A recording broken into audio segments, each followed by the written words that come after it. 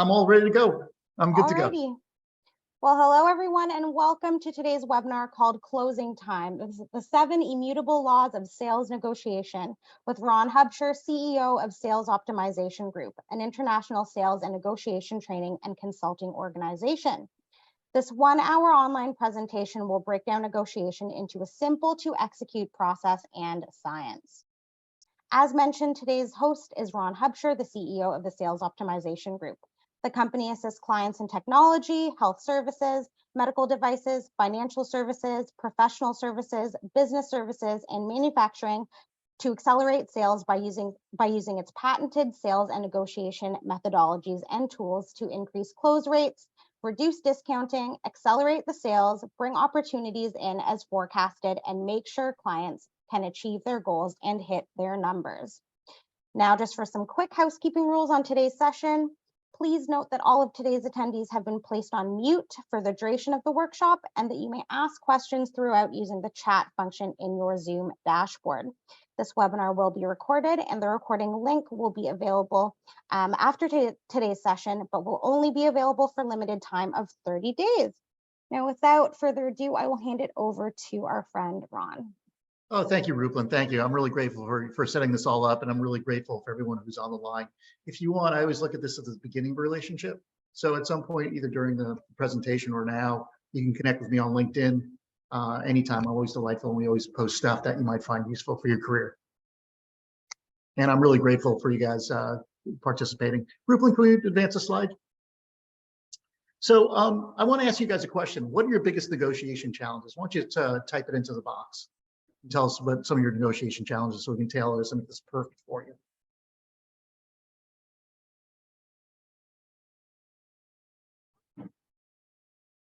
Pricing, the big one, price. Price. And we have Tommy Brady. Product knowledge, okay.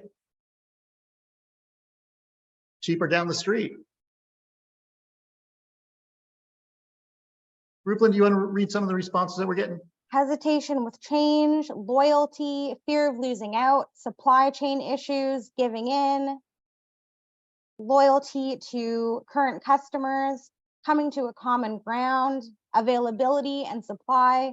Once the price is mentioned, it's no longer important for the client, convincing contractors to switch brands, lots of issues here. Okay. Keeping things conversational while getting something that works for you and them. Negotiating. Yeah, negotiating with myself. So a lot of issues around price, a lot of issues around how you beat out competitors who have a similar product and similar pricing.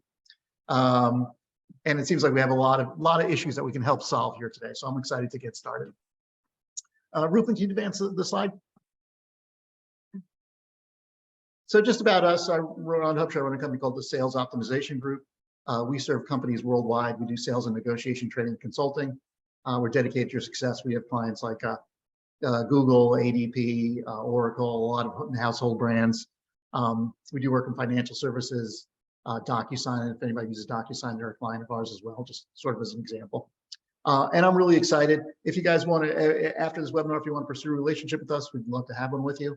But this is sort of a list of portfolio of companies that we typically work with. Can we advance the slide? So negotiation is a big word.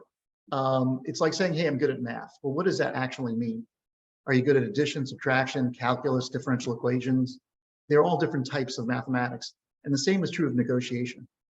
One type of negotiation is conflict resolution, right? So how do two parties at war come to peace? Or how does a labor union negotiate with a corporation? And the key thing there is both parties have to deal with each other. And if you don't come to a successful conclusion, bad stuff will happen. So the labor union go out on strike, or the company could shut down the factory. In the case of a war or ongoing hostility, there'll be bad stuff that happens. And they often use that negative tension to create a marginally better relationship. Well, that's a very different type of negotiation than a business-to-business sales negotiation, where you want to win the deal, command a price premium, overcome status quo, and create a great long-term customer. A second type of negotiation is spot transactional negotiation. How do I beat a street vendor out of 15 bucks? There's no sales process up front, and there's no relationship on the back end. It's a one-time transaction.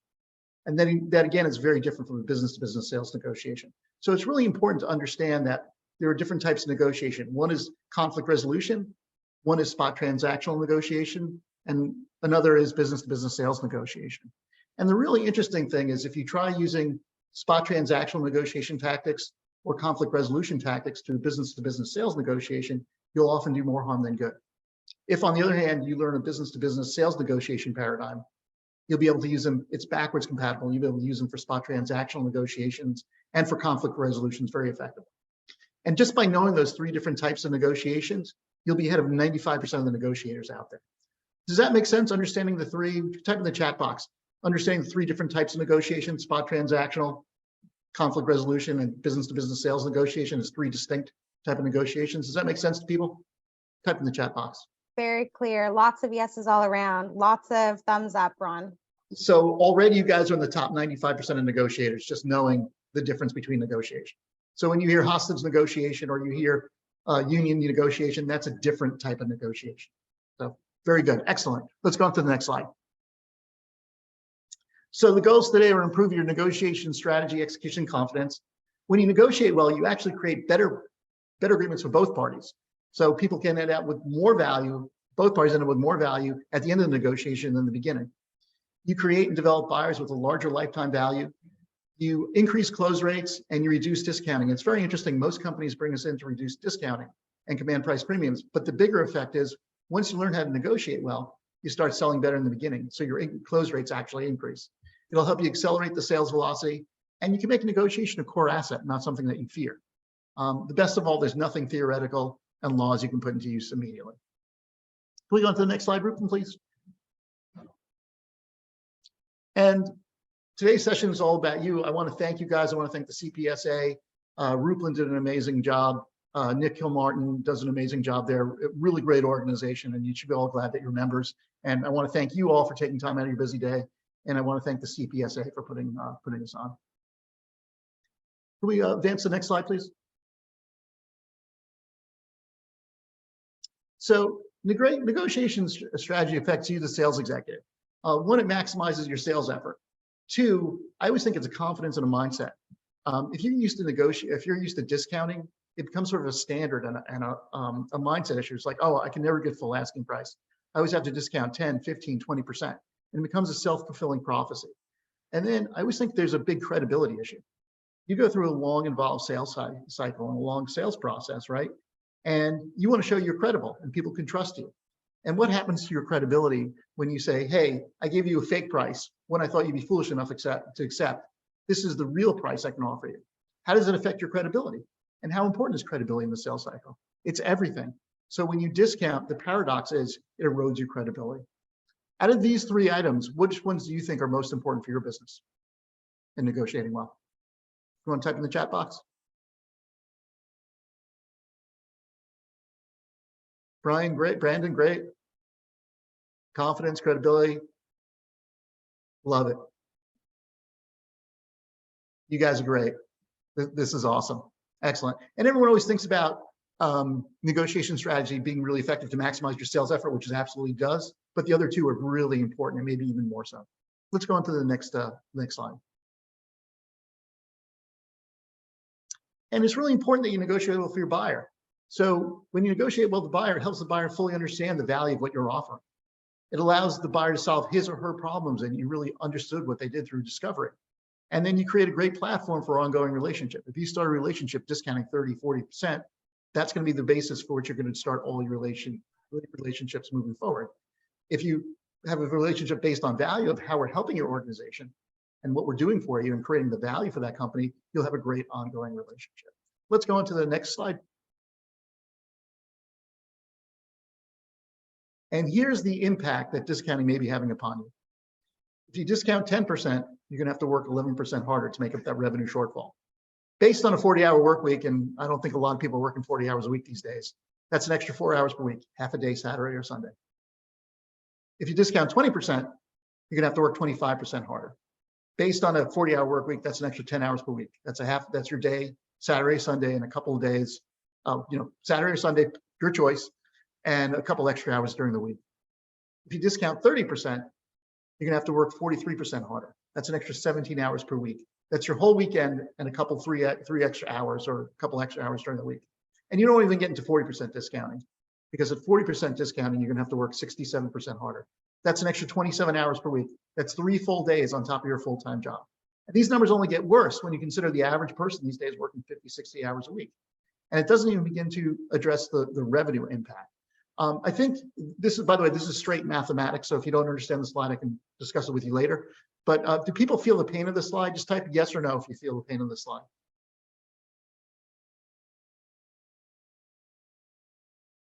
A resounding yes.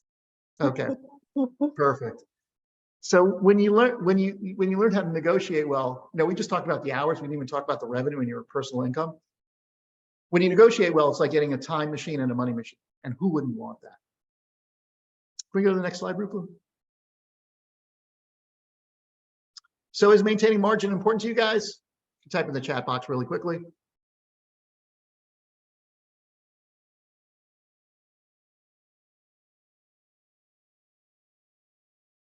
Huge yes, 100% over and over. Perfectly. I saw her sometimes in there. Okay, let's go on to the next slide.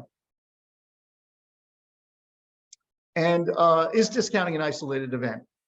Let's go to the next slide.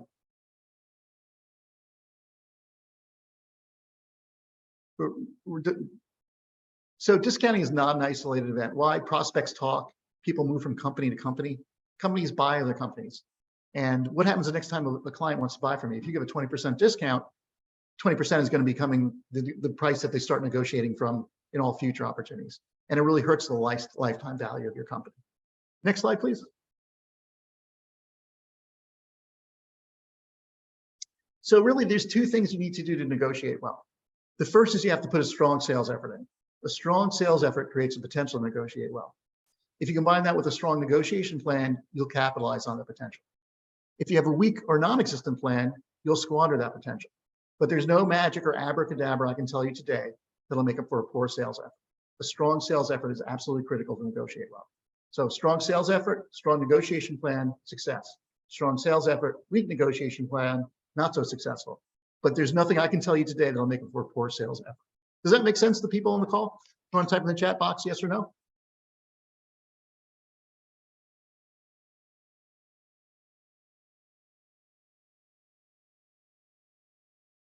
All clear.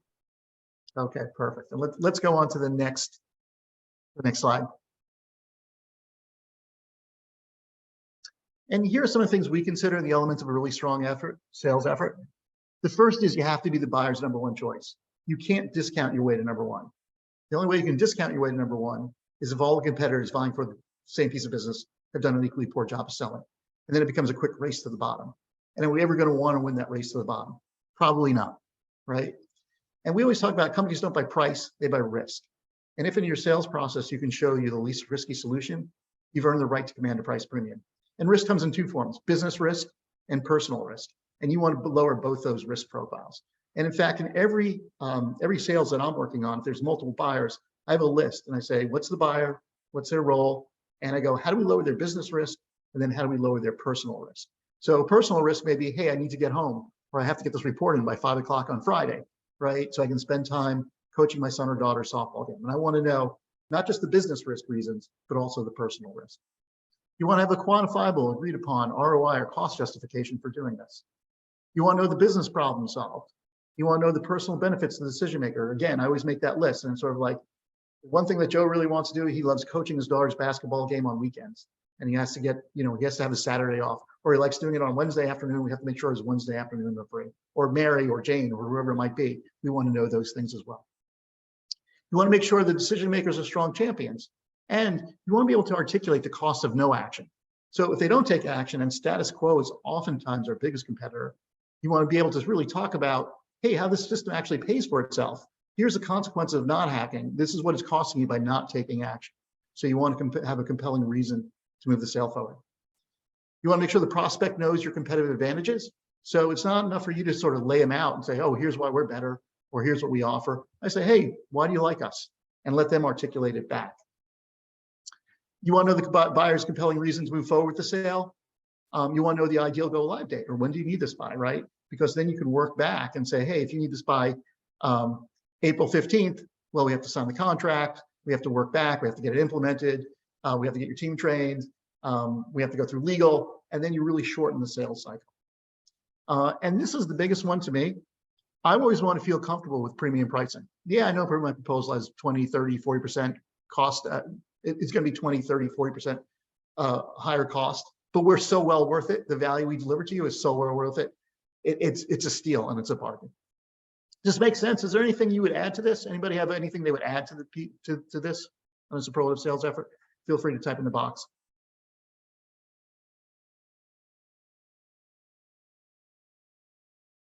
Okay, you guys are all good with this? Okay, next slide, please. Build trust, love it. Build long-term relationships, love it. Excellent. And again, you can't shortcut the sales process. If you shortcut the sales process, you may not be in a win-win relationship. Or if you're in a win-win relationship, you may not be aware of it. And this is one of my favorite sayings. They love it, be a trusted advisor. You have to go steps 1 through 10, right? Not 1 to 10. So don't do discovery call and send out a proposal. Go through and understand, hey, how this is going to help you. Let's really fully explore the value that this is going to create for multiple people in your organization. So if you do like discovery call and send out a proposal, that's not a superlative sales effort. You have to go through all those defined steps. You won't have helped your prospect fully understand the value of your offering, and you'll be in a poor position to negotiate. You'll have to increase the amount of time and energy in other sales efforts to make up for the revenue shortfall. And again, if you're not the #1 choice, you're not ready to negotiate. Let's go on to the next slide, please. What are some people's measures of negotiation success? Can we just go back? I just want to see people in the box. Well, how would you guys measure negotiation success? Close rate, love it. Close rate, winning deals, confirm win, contract award. Beautiful. Client satisfaction, win for both sides. Beautiful. Winning a sale, excellent. Mutual win, love it. All great answers. Getting a follow-up meeting, close rate with decent margins, love it. Rupin, could we go to the next, show the answers? So there are kind of great metrics like close rates, margins, profitability, which are financial metrics, sales cycle. Then there are relationship metrics. Does the client feel good? Do they want more? Do they get more out of the negotiation than they started? And then there's process metrics. Did we follow a plan? Do we create an agreement that sticks? So I always think when you measure negotiation success, you want to think about 3 different types of metrics. Financial metrics, close rates, margins, that's all good. Relationship metrics. Does the client feel good about having done business with us? Do they feel like they've gotten a great value from us? And have we followed a process? If we gave, did we get? All those kinds of things. Next slide, please. Referrals, Jeff? Excellent. So here's a case study. This is for a Fortune 500 company. They implemented our closing time system, and their win rates from opportunities and proposal stage went from 49% to 71%. And the percentage of deals sold without discount went from 32% to 48%. So again, they were discounting on roughly 2/3 of deals. We got them down to half pretty quickly. And again, once you learn how to negotiate well, you realize that you have to sell better in the beginning. So it's very self-healing, because everything you don't do well in your sales process will show up in your negotiation plan. And it's really important that you learn to negotiate well, because it'll help you increase your close rates just as much, and if not more, than reduce your discount. And the nice part, where there's a huge increase in commission to reps and profitability of the company. Next slide. So here's our simple 7-step process. It's very simple, very straightforward. You can close any step, the sooner the better. The first is you have to be the buyer's #1 choice. And if you're not the #1 choice, you need to go back and sell better. And again, we always talk about clients don't buy price, they buy risk. And if in your sales process, you can show you the least risky solution, then you've earned the right to command a price premium. You want to reconfirm the value and payback numbers. Hey, why are you doing this? The value you create is far in excess of the price you charge. You want to anticipate getting squeezed on price. Price negotiations, not cost justification. They want to buy you. The next question is, what price can I get you at? And they're trained to squeeze you, and they'll squeeze you multiple times. So you have to look forward to being squeezed, know it's coming, and in fact, be disappointed if they don't squeeze you. Be proactive on the budget and decision-making process. Eliminate obstacles before you encounter them. This is sort of a sales 101. But a lot of people don't like to ask these questions because they're not the fun questions about pain and how we can help you. But these are the things we need to know so we can close the deal, find additional budget, and close at our full asking price. Step 5 is to expand the pie to 7 non-monetary trade-ups. And when I say non-monetary, it doesn't mean it doesn't have a price or a cost. It just means the value to the customer is greater than the cost to us. And what do we want to get in return? So rather than giving a $5,000 discount, what if you did $5,000 worth of training, which might only cost you a couple sandwiches and some manuals? Or what if you gave them priority support? Those are things that continue to lower the risk, create great value to the customers. They're on a dollar for dollar trade-off. Step 6 is never give without getting. And this is a fundamental of negotiation. We in sales we're trained as pleasers, right? Customer's always right. So we have a tendency of giving without getting. So always make sure you get something in return. And if you are the buyer's number one choice, and you've gone through steps through 1 through 6, you should rarely, if ever, get to step 7. But if you do get to step 7, you have to know your walkaway price, because that signals the buyer they've gotten all they can, and there's nothing more to be gotten. And again, you can close on any law. The sooner the better. Question for the group: of these 7 laws, how many do you think the average salesperson uses?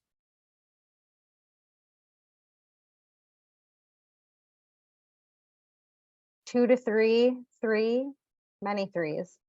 We got a lot of optimists. I like that. Mm-hmm. Henry says 1 to 2. Half. Okay, excellent. It turns out the average enterprise sales rep, so these are people who've been selling 10, 20, 30 years, use about 1.5. So just by adding a step or 2, you can't help but make progress. Riplin, can we go to the next slide?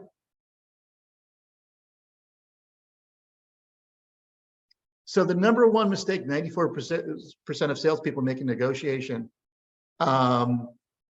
is they don't ascertain that they're the number one choice. And there's various ways. I know I've been watching the chat a little bit. The way I like asking it for a business-to-business sale, I like asking, if price wasn't an issue, would we be your number one choice and why? And then you got to follow up. So if price wasn't an issue, would we be your number one choice? And then follow up with why. Both those questions are critical. You want to hear yes to the first, and when they tell you why, it tells you all the reasons you've earned the right to command a price premium. And that really accomplishes 2 things. It allows you to, one, it takes out the tension from negotiation. Like when people think about negotiation, think conflict, right? No, we're a partnership. We're going to make this so great for you. And when they tell you, when they say yes and they tell you why, you know exactly the reasons why this is going to be a great partnership. Does that make sense? Do people feel comfortable saying that? You want to type in yes if that makes sense?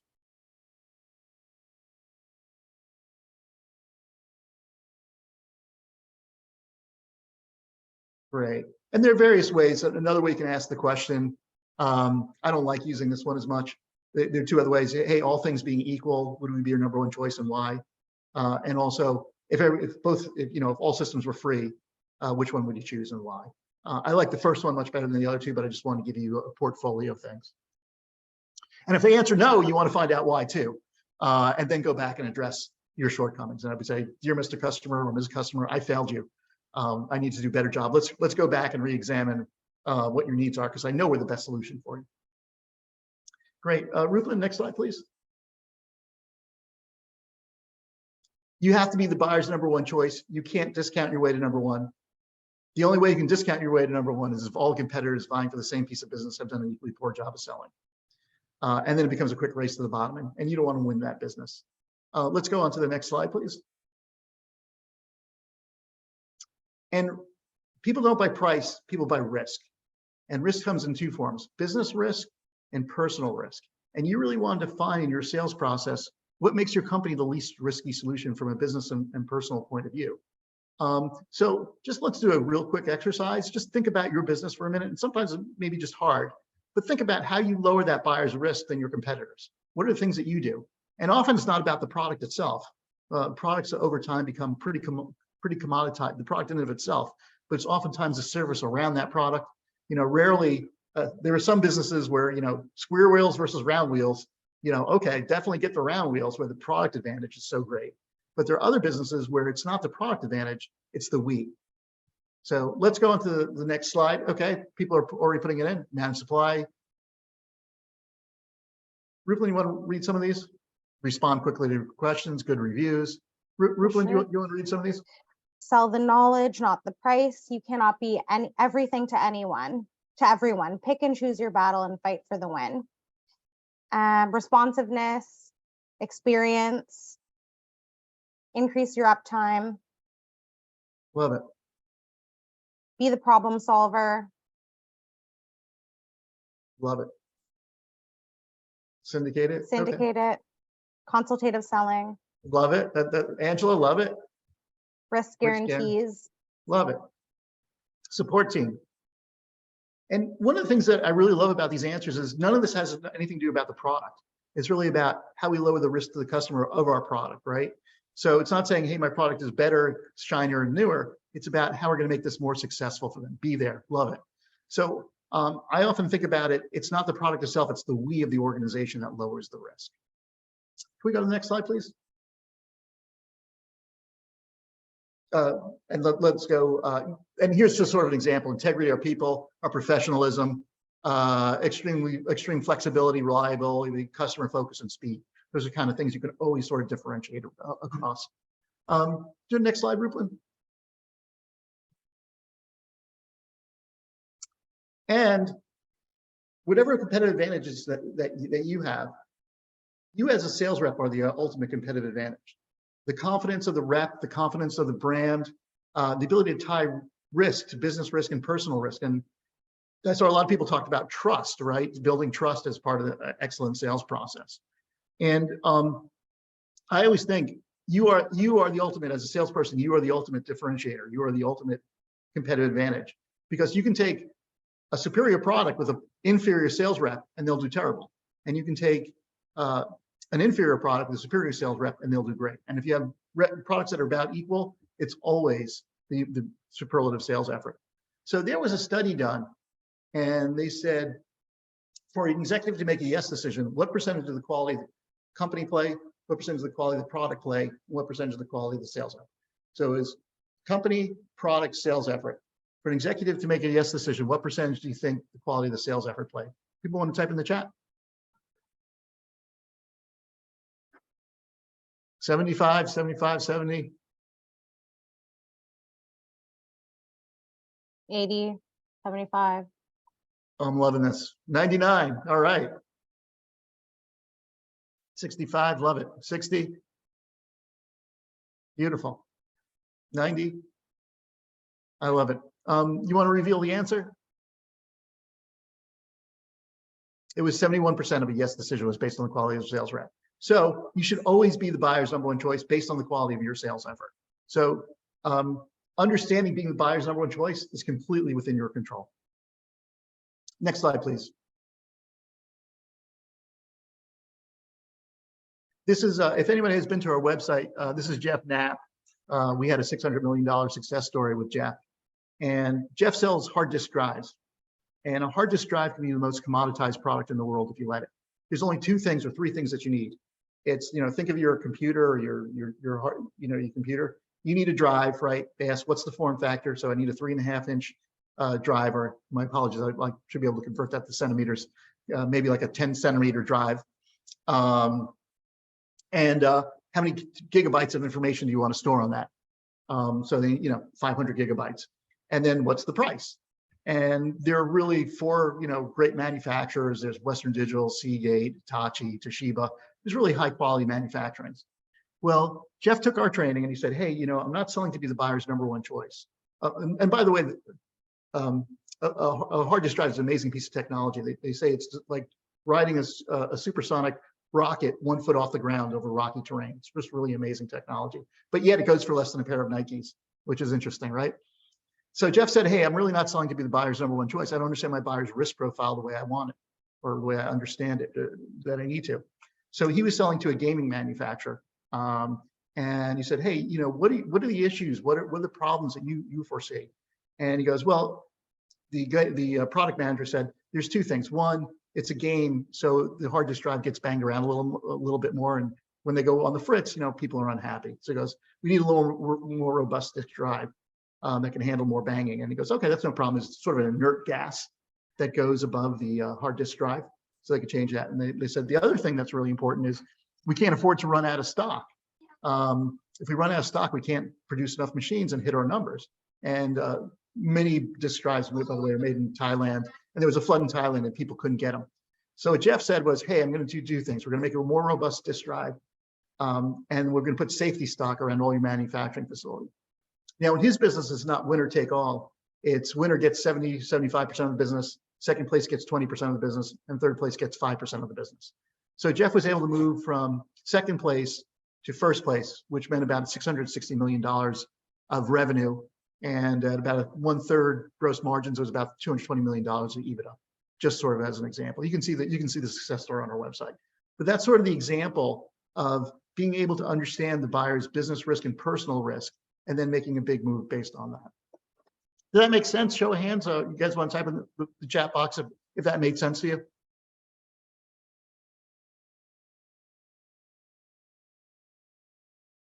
Many yeses. Okay. And by the way, feel free to go to our website. It's right on the front page. You can see Jeff's success story. I think you might enjoy it. Let's go to the next one. The second is to know the value you create. If you don't know the value you create, you're going to be left to defend price. And I always think about a simple sort of sports analogy. You don't have to be a sports person to get it, but if your favorite team is playing in their defensive half of the field and the other team is possessing the ball, what's their chance of winning that game? Not great. If your favorite team is in possession of the ball and always playing offense, what's your chance of winning that game? Much better. So you really want to focus on the value you create, not your price. And you have to think in your mind, whenever someone says price, you have to be able to articulate value. So you want to create a financial benefit plan, right? What's this going to do to them? And what's it costing them by not doing this? So this creates a compelling reason to close. So this creates a really compelling reason to close. And you want to agree on the financial analysis. Keep it simple. I've seen some ROI calculators that are just really, really complex. But like, hey, what's the value? I saw some people, just sort of as an example, a hotel industry we do a little work with, and what's the value of a good night's sleep for one of your employees, right? Isn't that worth a $20 premium per night? Just sort of as an example, or whatever your field you're in, you need to quantify it. So keep the analysis simple. You got to have it, and never, ever, ever give for price out without knowing the value you create. You can give a range, but never give a price out. And never send a proposal without knowing the value you create. In fact, every proposal I send, the financial analysis is the second page. Next slide, please. So, these are just some of the things you can look at. Great. What's the value of greater profitability, more sales, lower cost, more productivity, satisfied customers, greater margins, peace of mind and confidence in accomplishing your goals. Why don't people type in the chat box sort of like, what's a question that you can get in your business to understand the value that you create? Once you type in the chat box, like, what's one question you could ask that would sort of get to the value? So in the case of a hotel, what's the value of a really good night's sleep, or having your employees feel safe? Just sort of as an example. What's the value of saving an hour a day? Great. What's the value of accomplishing your goals? Value, peace of mind, productivity. How much time does your team spend on inspecting this per week? Mm-hmm. How much does it cost for a callback? So you have to, for your products and services, Ruben,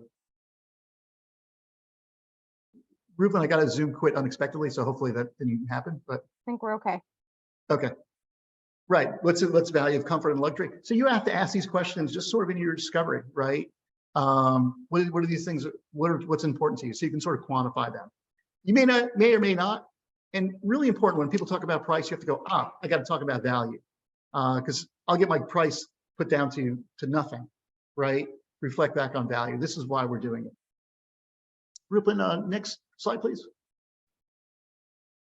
And if you can get it down to a number, that's awesome. Because think about this is for one of our clients. By reducing machine downtime will help you save $2.5 million a year in labor costs and in production costs. Is that correct? So each month of delay costs $200,000. In fact, each week of delay is $50,000. So why are we going back and forth over $10,000, $20,000? Let's get the thing implemented more quickly, right? And get your team trained much more quickly.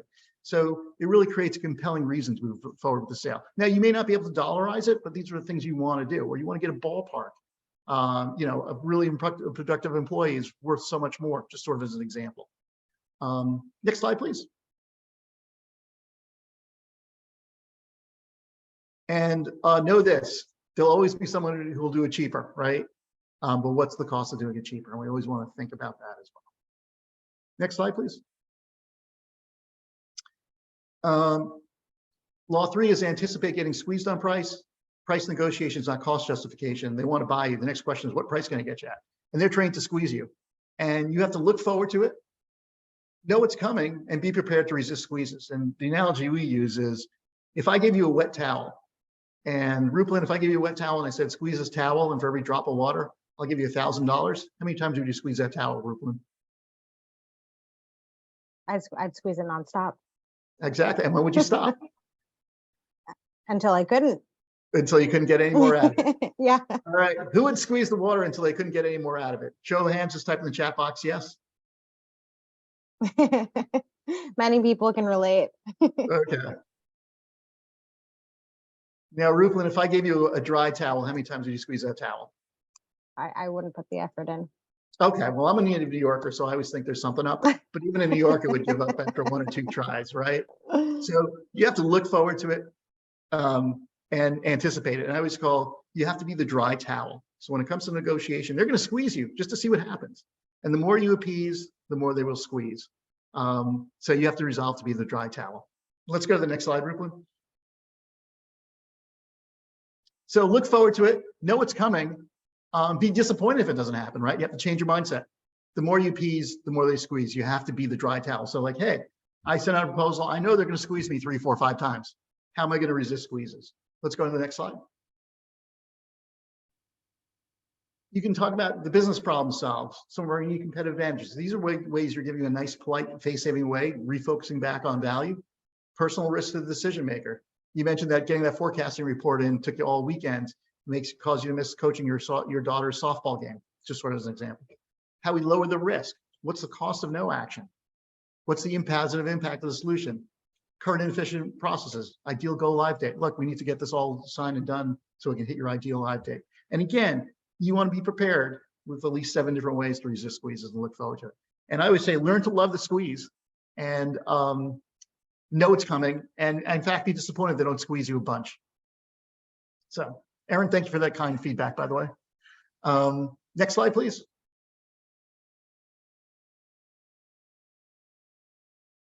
Be proactive on the budget and decision-making process. This is sort of it's kind of like sales 101, but these are the unfun questions that we don't like asking.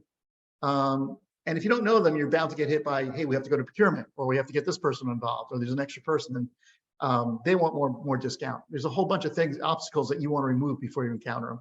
So let's go to the next slide. So here are some of the decision-making questions I like to ask. You know, what's the decision-making process? How much is in the budget? Who controls it? When's the next budgeting cycle? You might be able to get multiple years budgets. Where else can budget come from? Okay, your budgeting issue is not my price, is not my issue, it's your issue, right? Can you get it from IT, operations, marketing, sales? Where are additional sources of budget? One of my favorite questions is, what obstacles, 2 questions, who do we need to get on board? Oh, we need 2 or 3 other people on board. Okay, wouldn't it make sense for me to speak to them?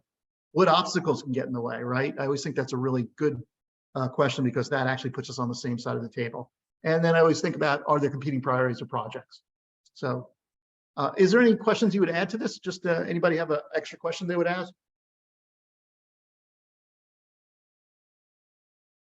Just got a question on the content, Ron. Yeah. How do we handle a loyal customer who's always sticking with a good bargain and does not wish to increase what they paid for the following year? Yeah, so I go back and resell value. Absolutely. You want to rate up on them. I don't know if that's coming from a customer service perspective, but you have to say, look, here's the value. I don't know the business you're in. What's the decision time frame? Excellent. I always go back and resell value. So let's look at what our relationship has done for you.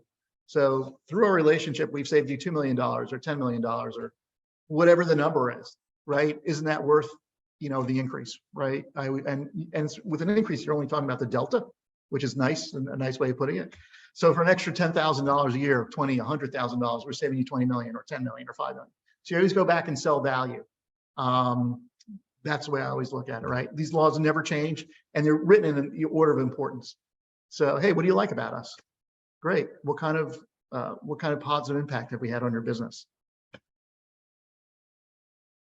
Did that make sense to the person who typed that question? Daniel also raised, Angela says here, how do you measure the resale value for your service? I'm not sure I know what that question means. Okay. All right, let's go to the next slide.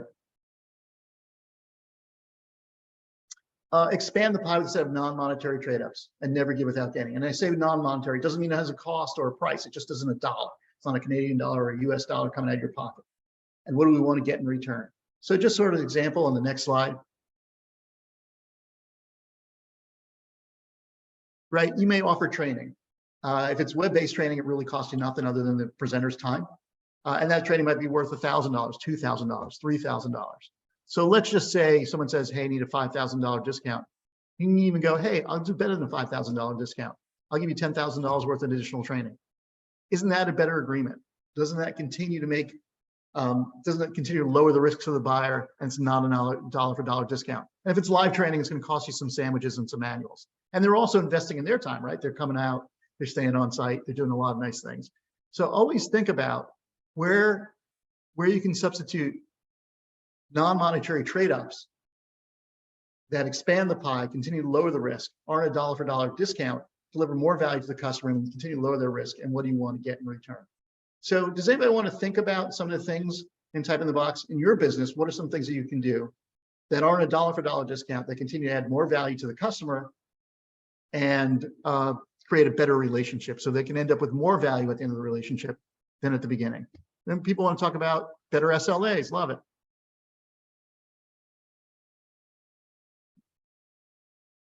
Product knowledge sessions, access to network, a dedicated account manager, referrals. Love it.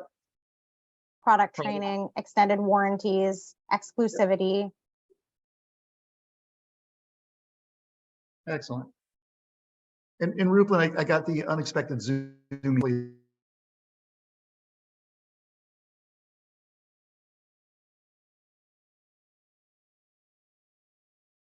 Oh, Ron, you just froze on us. Sorry, everyone.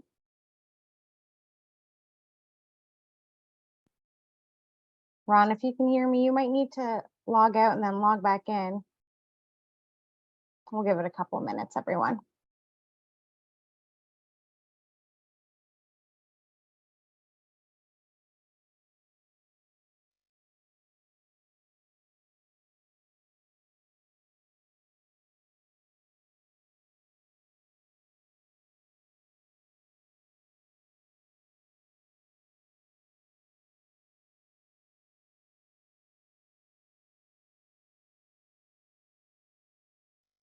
We'll just give Ron a couple of minutes to get back in. There we go.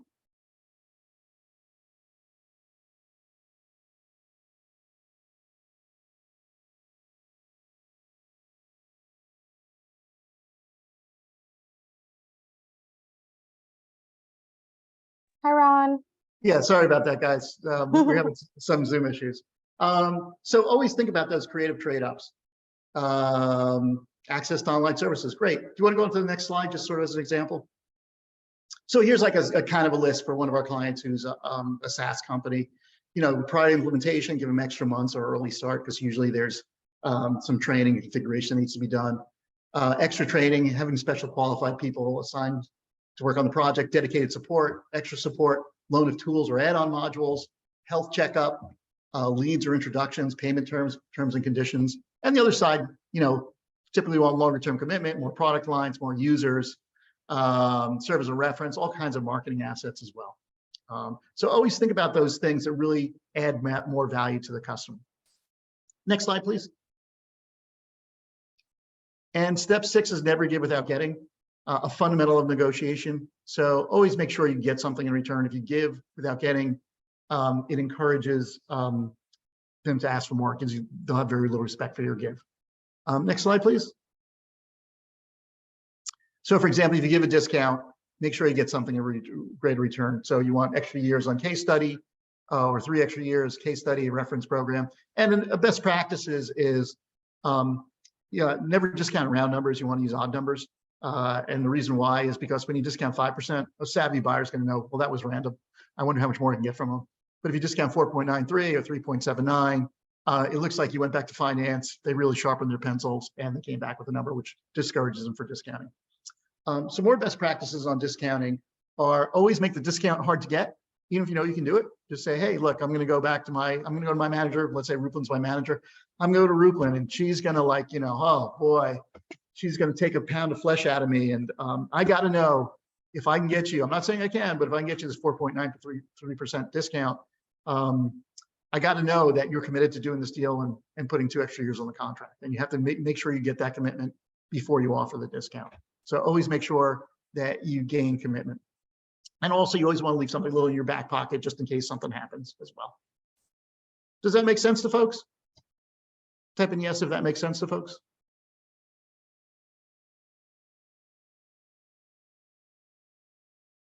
Lots of yeses. Okay. And let's go on to the next slide. You always keep something in your back pocket. Next slide. Step 7 is know your walkaway price. If you've gone through steps 1 through 6, you should rarely, if ever, get here. But knowing your walkaway price is absolutely critical. So if they get down there, you should rarely, if ever, get here, but you have to be able to walk away. And always know how to walk away politely, because the same people you're working with, the same people you're walking away with, you'll probably work with in the future. And oftentimes we've had clients who, we had one gentleman who was working on a multi-million-dollar deal, and it was going about 12 months. And they were arguing over price for about 9 months. And he goes, oh, that's it. I can't do it. Fine. I got to walk away. They called back within a day and they said, okay, let's do the deal. And he goes, I wish I would have walked away about 9 months earlier to get them to say yes, just for as an example. Next slide, Ruplin.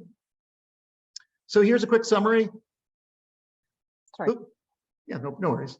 Yeah, next slide. So here's a quick summary. You have to be the buyer's #1 choice. Right? We talked about companies don't buy price, they buy risk. And if in your sales process, you can show you the least risky solution, then you earn the right to command a price premium. And we talked about people don't buy price, they buy risk.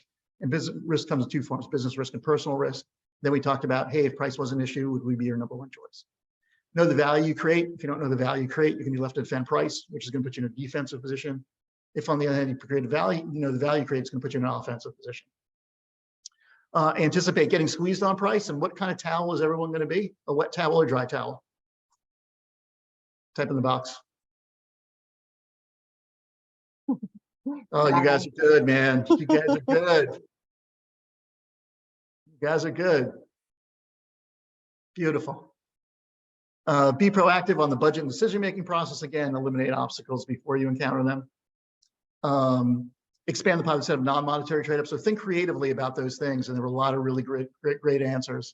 And again, even though this is a 7-step process, I like closing by step 5 at the latest, because rather than give a discount, man, you want a $5,000 discount? I'll give you $5,000 of training. But better yet, because you're my friend, I'm going to give you, $10,000 or $7,000. That really only cost me a few dollars. So think about ways you can really give more value to the customer without giving dollars. Step 6 is never give without getting, and step 7 is know your walkaway price. Next slide, please. If you get a chance, because you have a minute, if you want to connect with me on LinkedIn, that'd be great. If you have, you can always email me at ron@salesog, but let's connect on LinkedIn. I always look at this. I always look at this as a beginning of a relationship. I see one question which I'll answer later.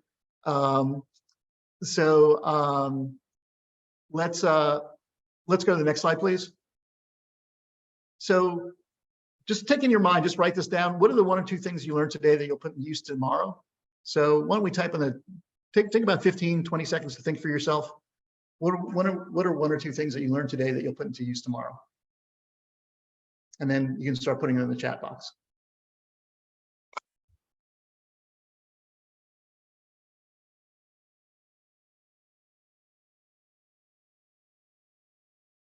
Never give without getting. How do I lower risk? Be a dry towel. Be the customer's #1 choice. Lots of never give without getting. Okay. People buy risk. Reconfirm you are the #1 choice. Always be defining what value you create and bring.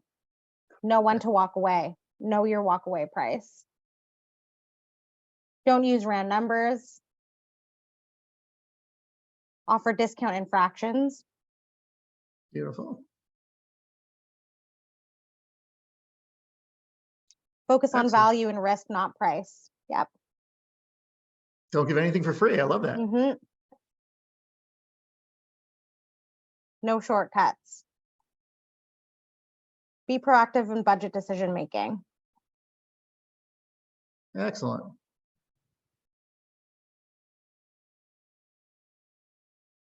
Awesome. Reconfirm you're the #1 choice, know the walkaway price, and listen. Beautiful. Okay. Make them feel discounts are difficult to do. Great takeaways here, Ron. Love it. Love it. Well, I've gone through everything I need to get through. I think my last slide is a thank you slide. We have like 6 minutes left or 5 minutes left. I'm happy to do whatever you'd like. For sure. Anybody who has any questions, please feel free to enter those into the meeting chat.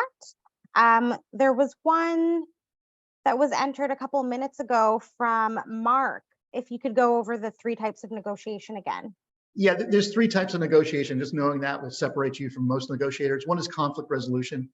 So how do 2 parties at war come to peace, or has a labor negotiate with the corporation? And the key thing there is both parties have to deal with each other. There's no third party waiting in the wings, and status quo is really bad. Another is spot transactional negotiation, where you meet a street vendor, you want to beat them out $15. There's no sales process up front, and there's no legacy on the back end. You may never do business with them. And then business to business sales negotiation, where you want to win the deal, create a great long-term customer, command a price premium, overcome status quo. And if you try to use the other 2 on a business to business sales negotiation, you'll often do more harm than good. And the cool thing about a business to business sales negotiation is it's backwards compatible. So you can use them for spot transactional negotiation and for conflict resolution. There's a question here from Sahil. Ron, how do you deal with commodity items? The same brand, someone else is offering cheaper, it's the same inventory position. Yeah, so again, anything can be the most commoditized product in the world if you let it. And it's kind of interesting. I think it's really important to understand. There's no such thing. Everything is a commodity product, and there's no such thing as a commodity product. So everything is a commodity product. Rarely is it square wheels, round wheels, right? All the products begin to look the same. It's your commodity buyers, people who feel no risk. That's what you have to understand. And if you're dealing with someone who feels no risk, you have to help them show them the risk. Is it delivery time? What's important to them? It's the we, not the product. So what's important? You need it by Tuesday at 5 o'clock? Okay, how important is that? And what happens if that doesn't happen? Okay, this is how we command a premium. So it's not the product itself, it's the we around that product. What happens if the product fails? Is there safety stock? Is there supply? And just like sort of Jeff Knapp, you can buy 3.5-inch, 10 centimeter disk drives with 500 gigabytes from 4 great companies. You wouldn't be able to tell the difference from them. Okay, what was important to them? It was safety stock and having a more manufactured product. Thanks, Ron. A couple other questions here. When you simply cannot lower your price, what is the best way to state that to your customer? I have my bottom dollar price and we cannot lower it. Yeah, so one, I always go through the 7 laws. Hey, if price was an issue, it would be your #1 choice. Why? Oh, we like your service, we like your support. Great, let's get started. What if, here's the value. Great, do you like the value? Excellent. Here's how much you're losing by not choosing us, right? Each day of delay is costing us this. So I go through, but if you just have to tell them flat out, I always go through the 7 laws, and then I say, okay, I'm sorry, we can't get any lower. What I could do is you want me to lower, I could give you $10,000 worth of training, but I think that'd be great. But if you can't lower, I'd just be really straightforward. Someone's got a good comment here. Connor, with my last career, I found everyone wants the best price, best quality, and the best service. I told them that they get to only choose 2 of them. Love it. And Connor's really great. Connor's fabulous, by the way. He's a great entrepreneur. Here's a question from Claude. How many clients in closing do you keep in your pipeline versus the long list in the funnel? Well, I think where you're getting, for most, let me take a SaaS company or most business-to-business sales companies, you typically want to, whatever your quota is, and it may not be answering the right question, whatever your quota is, you want a pipeline of 3, 4, 5, 6 times X. It'll vary by industry, but software, usually most managers are looking 3 to 4 times pipeline to hit your quota. So if your quota is $1 million, you need to have about, just roughly, I mean, this is a rule of thumb. If you have $1 million quota, you need to have $3 to $5 million worth of deals in your pipeline. Thank you, Ron. Just a reminder that Ron has kindly provided his LinkedIn information and email address here for any questions you might have, or any chance you'd like to connect on LinkedIn. The information is here. I'd just like to thank you and say thanks so much to everybody who's joined today's webinar, and of course to you, Ron, and Sales Optimization Group for presenting today. My New Year's resolution here at the CPSA is to really bring great content to our sales community, as much topical and new content as possible with the help of our great content partners, just like Sales OG. If you'd like to register for any of our upcoming webinars, please feel free to head on over to cpsa.com/calendar, where you will find all of our upcoming virtual events listed there. Our next upcoming workshop is with Teneo Results, held on February 8th. And we are now available for registration there. As mentioned, this webinar has been recorded and will be sent to you after today. In the meantime, please make sure to complete our 1 question satisfaction survey, which will pop up shortly, so that we can ensure that we are delivering relevant and tangible resources to the sales community. From the CPSA, thank you again, and we wish you a successful sales day. Thank you, thanks Ron. very much. Thanks, Ruplan. Thanks, Ron. You guys were amazing. We appreciate this. What a pleasure. Thank you, Sandra. Talk to you soon, Ron. Perfect. Thank you. Thank you, Ruben. Bye, everybody. Thanks, everybody, for your time. Thank you.